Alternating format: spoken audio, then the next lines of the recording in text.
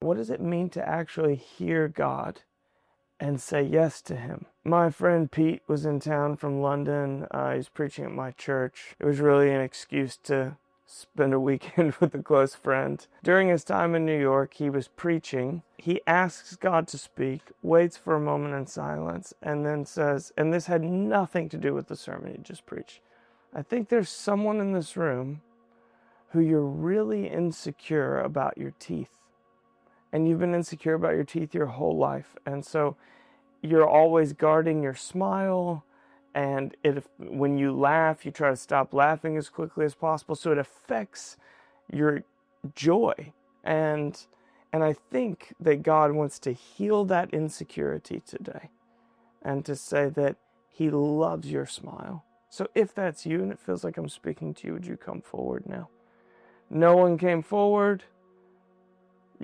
Pete moves on with his life. He jumps on the subway, comes across town to North Brooklyn, where I was leading a church.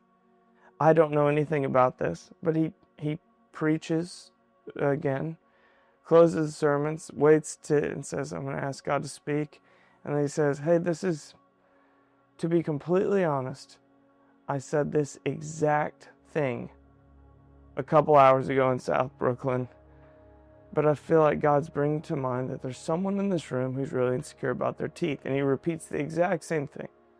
And he says, so look, I'm probably just super jet lagged, but just in case it's God, if that's you, would you come forward now?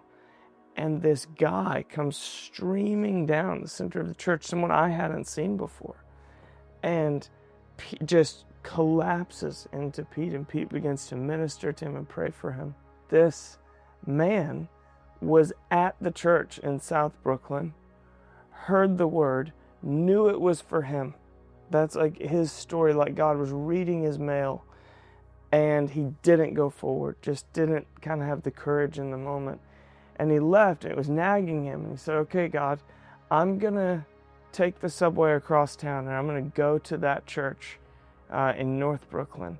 And if this preacher says the exact same invitation, I'll go forward. And lo and behold, it unfolds exactly like that. There was someone else in the room that day, and she is actually one of my very closest friends.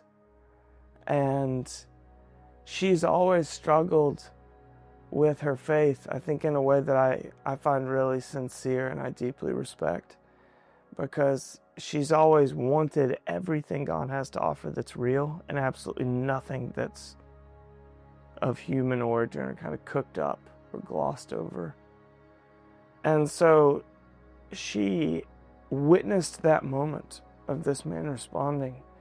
And then she came forward for prayer.